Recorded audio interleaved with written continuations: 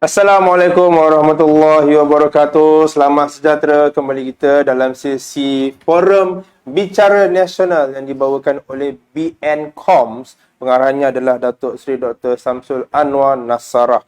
Baik, untuk sesi kali ini kita ada bersama dengan panel yang dijemput dua orang gadis. Saya diapit oleh dua orang gadis hari ini yang akan membincangkan tentang satu topik yang sangat penting untuk PRN Johor ni, undi 18 penentu masa depan negara. Bersama saya hari ini adalah saudari Diana Rail, Ketua Penerangan Puteri UMNO Negeri Johor, dan juga saudari Fadilah, Ketua Puteri UMNO Bahagian Tebrau, yang akan kita sama-sama kupaskan, berbincang, berkongsi pandangan berkenaan dengan undi 18. Baik, untuk PRN Negeri Johor, lupa nak beritahu, saya Haziq Zakaria, moderator pada hari ini.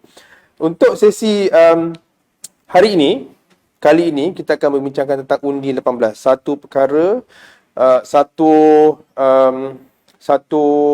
cabaran yang mana di pilihan raya yang lepas tidak temui, tetapi di negeri Johor ini kita akan bertemu dengan cabaran untuk pengundi 18 tahun. Pengundi 18 tahun ni lebih kepada pengundi first time voters, dan kebanyakan mereka adalah berumur 18, 19, 20 tahun yang mana telah diwartakan secara rasmi pada November tahun lepas.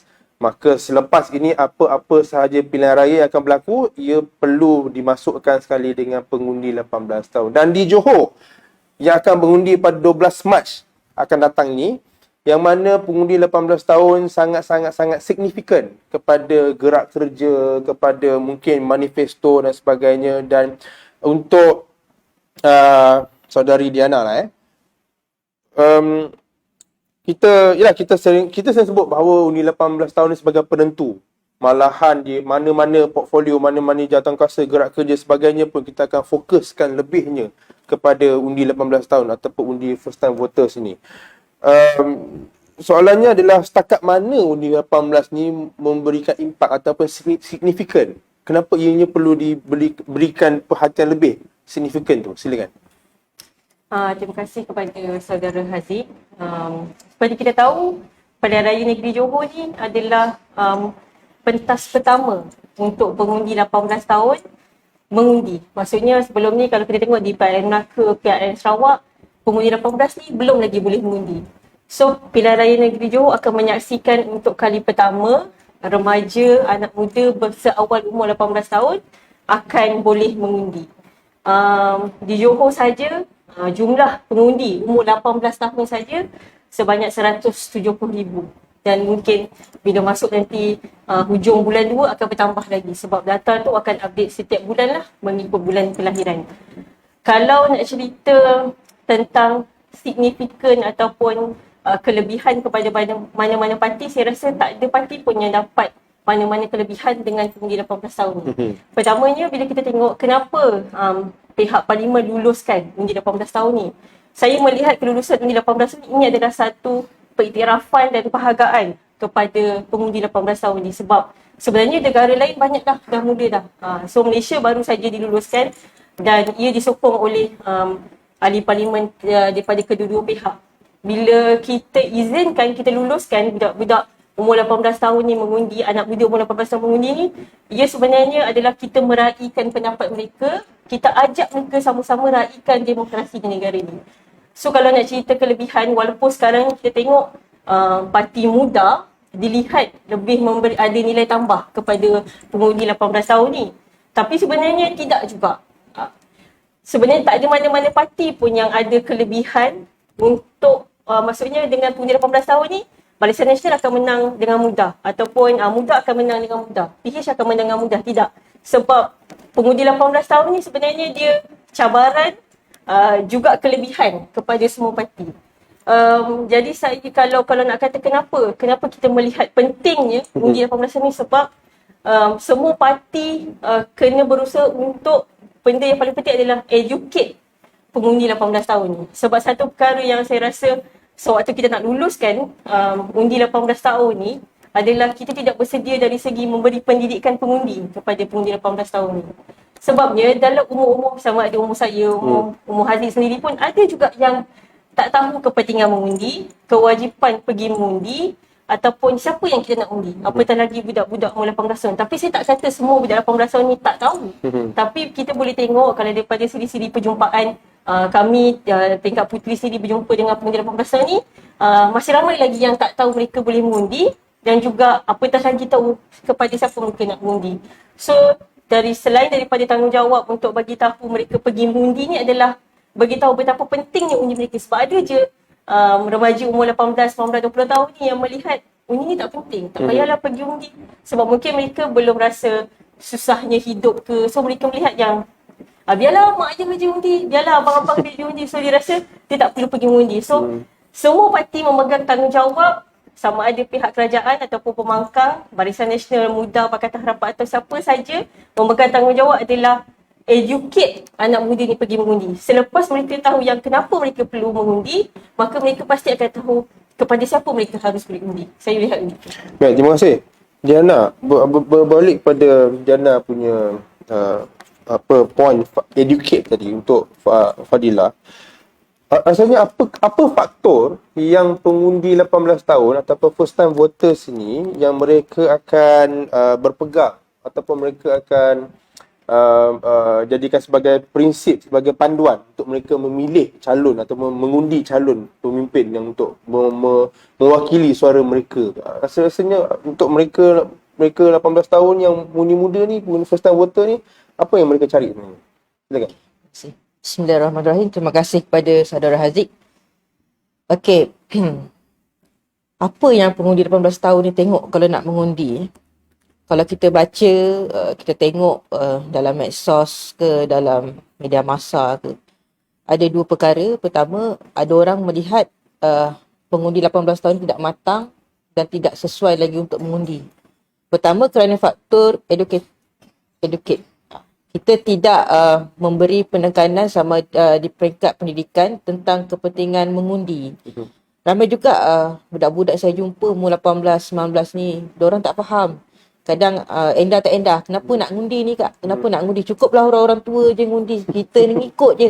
Kan? Tapi kat belakang, bila mereka tak dapat apa yang mereka nak, mereka marah. Golongan kedua adalah golongan yang memang dah ada pengetahuan, pendidikan pasal pengundian. Contohnya siswa-siswa. Diorang faham kenapa diorang perlu mengundi sebab diorang tahu apa yang mereka nak. Okey. Kita kaitkan pula dengan parti-parti yang orang kata tumbuh melata-lata sekarang ni. Yang paling hot orang kata selain Barisan Nasional, tertilah muda. Muda, MUDA, muda kan? Muda. Tapi kalau kita orang Johor, muda kan? Tak Johor. Kenapa muda? Kenapa Sadiq gunakan nama muda? Sebab benda tu nampak segar. Segar. Jadi pengundi umur 18 ni, kalau kita lihat mereka nakkan kesegaran. Fresh. Diorang tak nak macam dulu-dulu. Maaf cakap dulu kalau kita nak mengundi lah. Saya kalau pertama mengundi dulu, saya lihat parti yang mak bapak saya mengundi. Dulu orang kata Barisan Nasional ni, UMNO ni letak songkok pun menang. Kan? Tapi sekarang, kalau budak-budak muda ni, kita jangan letak songkok. Mungkin kita tak topi baseball ke, topi apa. Itu perbandingannya. Kesegaran. Mereka nakkan calon yang segar. Segar bukan dari segi maksudnya muda. Tetapi ada juga calon-calon yang berumur dalam barisan kita ni yang orang kata boleh menyesuaikan diri dengan orang muda. Contoh di Kulai sebelum ni, saya terlibat dengan satu program bersama dengan pemimpin kat sana. Dia tidak muda. Dia tidaklah muda, tetapi dia boleh menyesuaikan diri dengan program skateboard tu daripada awal sehingga akhir bersama-sama menyesuaikan diri. Itu macam segar. Kita dah tak nak lagi pemimpin yang datang hanya untuk merasmikan, kemudian hadiah, okey, kita balik. Kita tak nak macam tu. Orang muda ni dia nak pemimpin yang segar, yang faham. Kalau kata tak faham lah permainan PUBG tu macam mana, duduklah sebelah saya ni, tengok. Dalam setengah jam pun tak apa. Itu macam segar. Yang keduanya, mereka nakkan orang yang kata cakna, faham masalah diorang ni, tetapi bukan sekadar faham tapi ada tindakan. Masalah kita sekarang adalah ada juga pemimpin yang faham. Okey, saya faham perasaan awak, masalah awak, orang muda dan belia, tetapi kita lihat tidak ada tindakan. Kalau ada tindakan pun mungkin dalam perancangan, tapi sehingga sekarang pun tak ada lagi apa-apa pembaharuan yang dibuat. Yang ketiganya, mestilah mereka nakkan pemimpin yang stabil. Kalau kita lihat parti mana yang stabil ketika ini, mestilah parti yang dah lama memerintah, yang dah membuktikan keupayaan dan membuktikan apa janji yang diberikan, mereka laksanakan. Saya rasa pengundi-pengundi umur 18 ni akan menilai ketiga-tiga benda ni. Segar, cakna dan juga kestabilan. Tak perlulah kita nak bagi peluang kepada, memang betul kalau kita lihat pada SPR, pengundi undi 18 ni tidak hanya terlibat pada status mengundi, tetapi juga kepada diberi peluang kepada mereka yang berumur 18 untuk menjadi calon wakil rakyat. Betul? Okey. Saya rasa mereka yang mengundi berumur 18 ni tidaklah bermasalah sangat tentang umur ni. Kerana pada mereka, kalau calon yang dikenangkan itu terlalu muda pun, mereka pun tidak boleh membawa diorang punya aspirasi untuk ke depan. Yang penting adalah tiga perkara ini adalah calon yang segar, yang cakna dan stabil. Stabil dari segi parti yang telah membuktikan keupayaan untuk membawa suara anak muda ini ke depan. Itu je. Baik, terima kasih. Jana, untuk pengundi muda ni, PKR semasa PRN Melaka, dia dah buat eksperimen. Dia meletakkan yang memang betul-betul muda. Dun Sungai Rambai, mahasiswa, kan? Dan dia dah melawan DBN pula, bukan nak kata tua, taklah tua kan, tapi bukan muda lah. Tapi dia memang orang tempatan dan memang dah lama berkhidmat di situ. So, sekarang ni pula kalau kita tengok, dia bagaikan satu trend, contohnya macam muda dan sebagainya, dia memang mencari memang muka-muka yang memang betul-betul muda dan sangat-sangat muda. So, adakah hipotesis ni semakin muda semakin diterima ataupun sebaliknya? Dia bila kita cerita soal calon muda ni, kita kena melihat jangan terlalu mana-mana parti pun, terutamanya Barisan Nasional, bila kita terlalu gairah mahu meletak calon muda, sebab kita punya mentaliti adalah semakin muda calon itu, semakin diterima oleh pengundi muda. Sebab peratusan pengundi muda yang sangat besar. Tapi kita perlu melihat adalah calon muda yang matang dan bersedia. Sebab apabila jadi calon, contohnya kalau di PRN Johor ni akan menjadi ahli Dewan Undangan Negeri. Untuk menjadi seorang ahli Dewan Undangan Negeri, ini bukan soal kita sekadar bertanding ketua darjah di sekolah yang boleh diletakkan sesuka hati. Saya menyokong mana-mana parti, hatta terutamanya parti saya sendiri, Barisan Nasional ni, untuk meletak calon yang muda. Tapi calon muda yang diletakkan itu haruslah calon muda yang matang dan bersedia. Ada juga kalau contohnya tadi macam saudari Fadilah kata, kita dah luluskan 18 tahun boleh jadi calon. Kalau 18 tahun itu matang dan bersedia untuk jadi calon, kenapa tidak? Tapi kalau kita tengok calon yang PKR letakkan umur 21 tahun, kita dapat melihat macam mana, saya bukan menafikan bakat calon itu, tapi nak berkomunikasi dengan masyarakat pun belum cukup mahir lagi.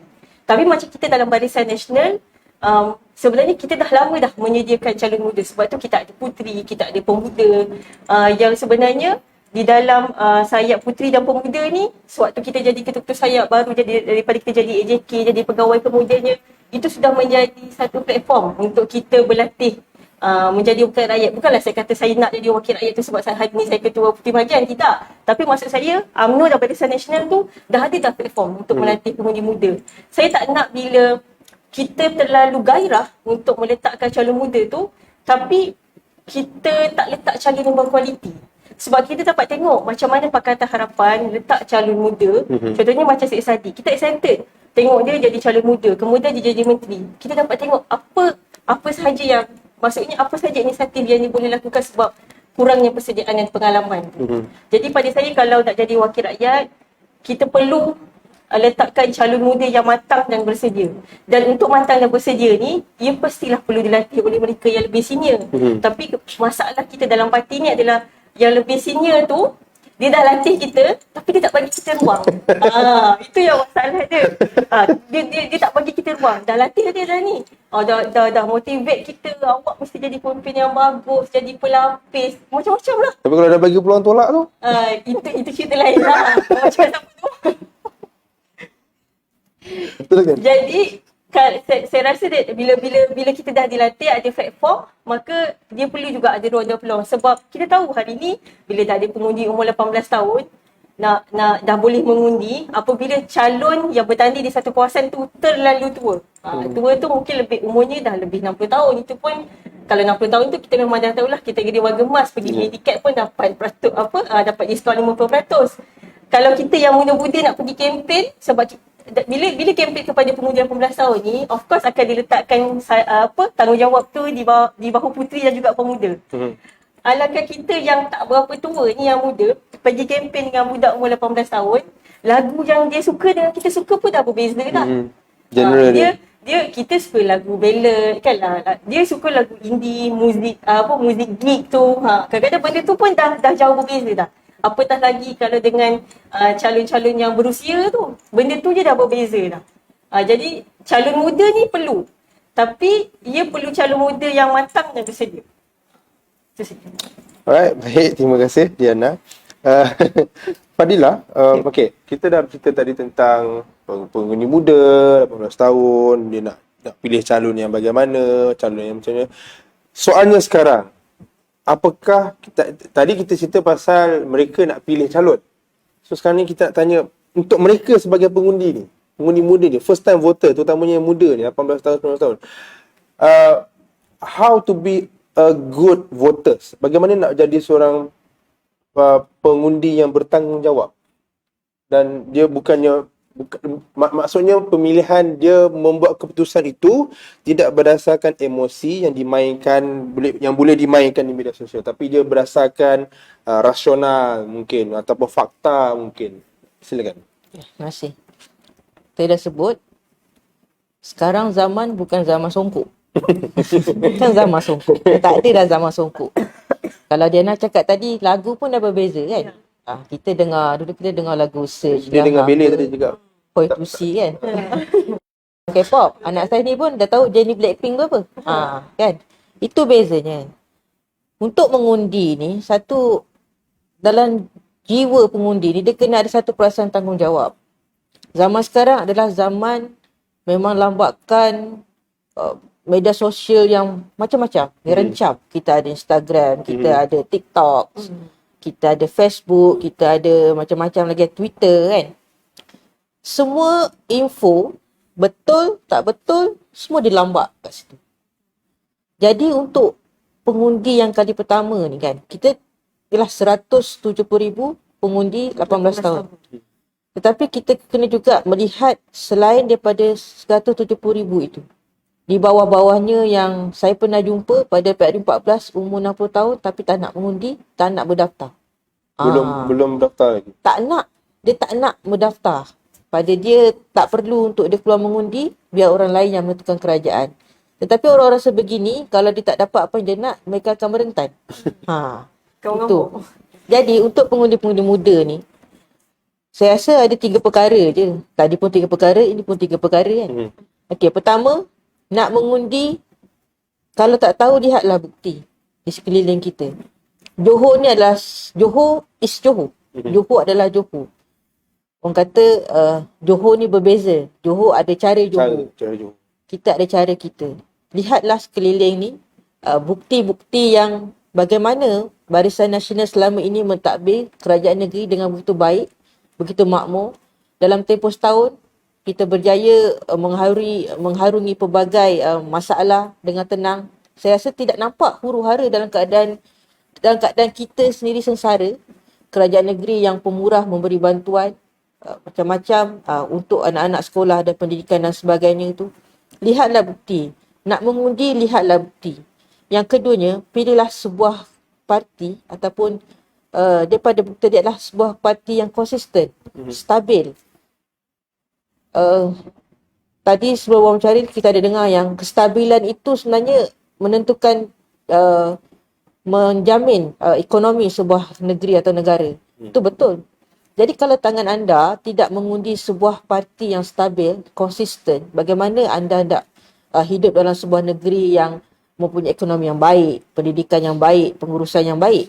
Sebab apabila anda tersalah pilih saja, sesalah pangkah, maka peristiwa 22 bulan di bawah Pakatan Harapan tu akan berulang. Pada 22 bulan itu kita memang PR14 kita memang beri peluang nak mengundi secara demokrasi. Undilah dan akhirnya kita pun tewas dan diberi peluang kepada Pakatan Harapan, tetapi kita lihat betapa teruknya, sesaranya kita di bawah Pakatan Harapan. Yang ketiganya, undi jangan ikut emosi, kan? Nak keluar, tengok medsos, rasa marah dengan kerajaan, marah dengan Parti Barisan Nasional, marah dengan itu, marah dengan ini dan tak nak mengundi. Jangan ikut emosi. Saya yakin yang adik-adik ataupun pengundi kali pertama di luar sana tak ada orang yang bijak dan matang. Asingkan emosi dalam membuat pilihan untuk menentukan kerajaan pimpinan kita pada masa hadapan. Jangan ulang kesilapan yang pernah dibuat pada PR14. Itu saya rasa PR14 tu adalah satu kenangan yang saya rasa kalau boleh kita potong, kita scratch gitu, memang saya nak buang lah benda tu daripada ingatan kita kan. Sebab sengsara 22 bulan itu memang saya rasa bukan saya je, semua orang pun rasa. Mungkin pada masa tu adik-adik tu belum berumur 18 kan. Tapi mereka juga turut merasa kalau mak ayah terasa takkan anak tak terasa kan. Jadi undi pilihlah mengikut bukti, pilih kerajaan yang stabil, konsisten. Dan 3, jangan ikut emosi. Pilih berjiwa terbuka. Pilihlah, lihatlah parti mana yang boleh membawa aspirasi mereka, yang boleh memperjuangkan nasib mereka pada masa hadapan. Itu je. Baik, Fadilah, mungkin sebagai penutup kita, mungkin Fadilah boleh berikan pemerhatian daripada Fadilah berkenaan dengan kebersediaan pengundi muda ini ataupun apa saja yang sedang berlaku dalam kita nak menuju ke 12 hari bulan ni. Silakan. Okey, pengundi muda ni dia nampak macam tak bersedia. Betul. Dia nampak macam tak bersedia kan.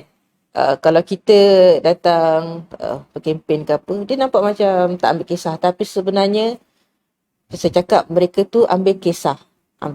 Sebab mereka pun sedar bahawa mereka juga ada hak untuk menentukan siapa yang boleh membawa suara mereka pada masa hadapan. Kita tak nampak, kita akan nampak pada hari D-Day tu lah kan.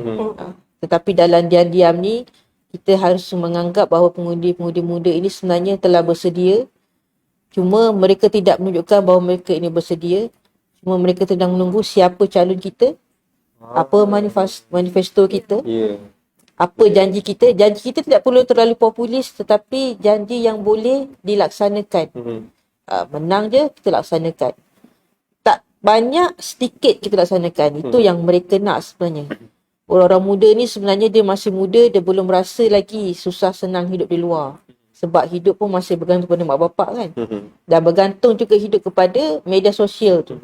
Sebab tu saya katakan tadi, mereka ni nampak tak bersedia. Tetapi kalau mereka tengok TikTok, contoh TikTok Puteri Negeri pun, kalau satu post sampai 100,000, itu maksudnya mereka tu ada rasa cakna dan bersedia untuk mengundi.